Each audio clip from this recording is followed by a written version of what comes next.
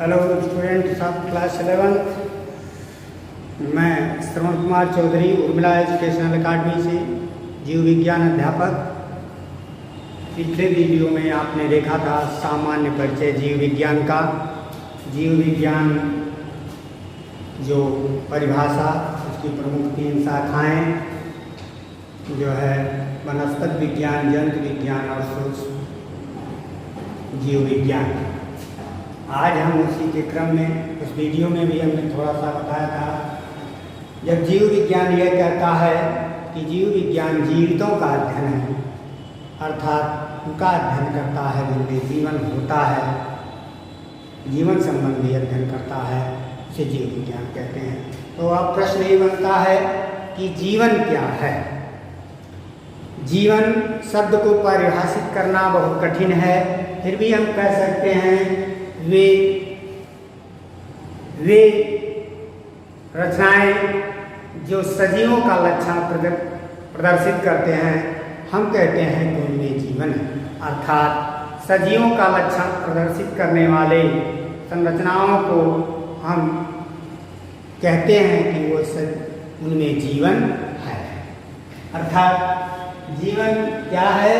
वे आकृतियाँ जो जीवन संबंधी लक्षण प्रदर्शित करती हैं, उन्हें हम सजीव कहते हैं और उन्हीं लक्षणों को प्रदर्शित करना ही जीवन कहलाता है, लाइफ कहलाता है। तो देखें, जीवन इस हमारी पृथ्वी पर 3 तरह की वस्तुएं पाई जाती हैं, एक सजीव, दूसरे निर्जीव, तीसरे मृत।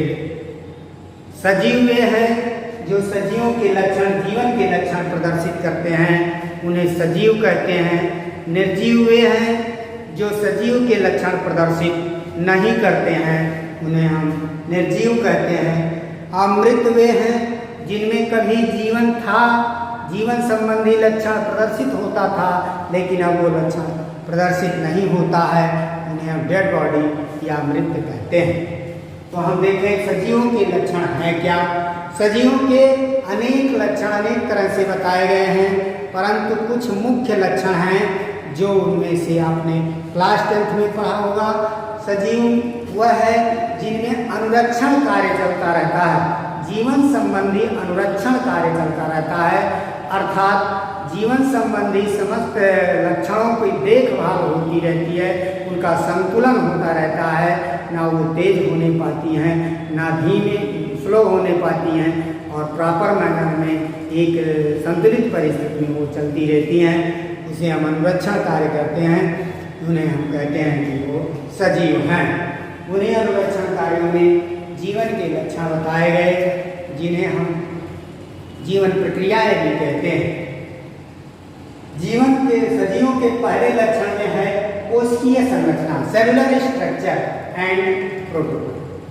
सभी सजीव जो है वह विशिष्ट प्रकार की संरचना कोशिकाओं के बने होते हैं।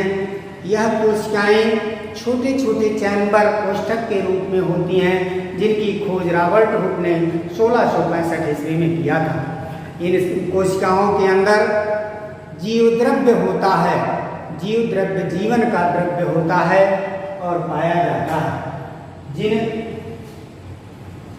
जिन सजीवों में कोशिकाएं होती हैं और जीव द्रव्य पाया जाता है, उन्हें हम कहते हैं उनमें जीवन है। जीव द्रव्य कोशिकाओं के अंदर होता है, परंतु कुछ ऐसे जीव हैं जिनमें जीव द्रव्य नहीं पाया जाता, जैसे विषाणु। विषाणुओं में जीव द्रव्य नहीं होता, इसीलिए विषाणुओं को निर्जीव और सजीव के बीच की कड़ी मानी जाती है। दूसरा है जीवन अवधि। जीवन अवधि से क्या तात्पर्य है?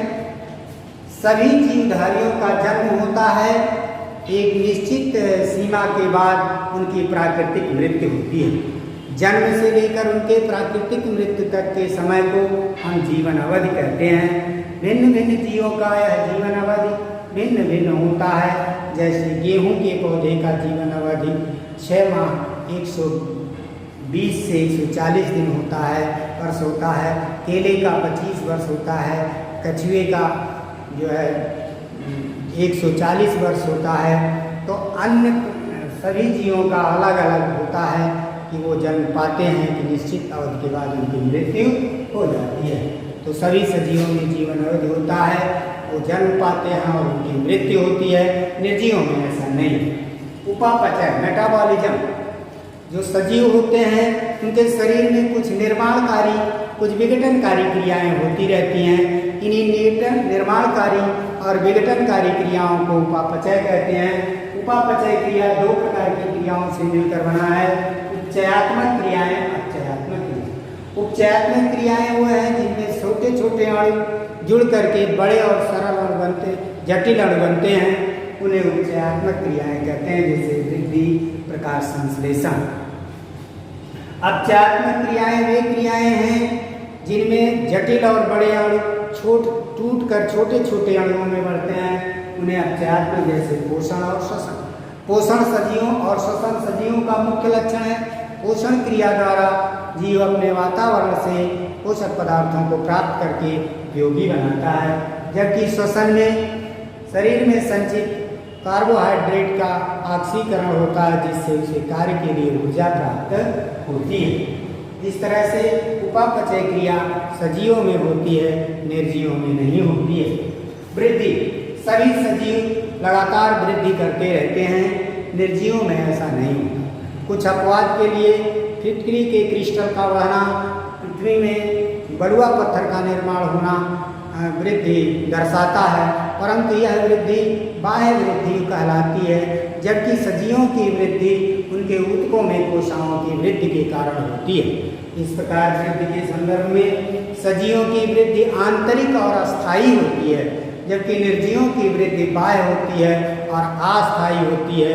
निर्जीव जैसे लकड़ी से बने वस्तुओं का वर्षा ऋतु में फूल जाना, जिससे वो वृद्धि दर्शाता है, परंतु सूख जाने पर फिर वही अवस्था आ जाती है।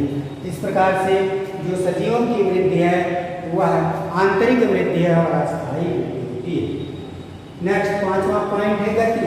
सभी सजीव गति करते हैं और निर्जीव अपनी गतियाँ नहीं करते हैं।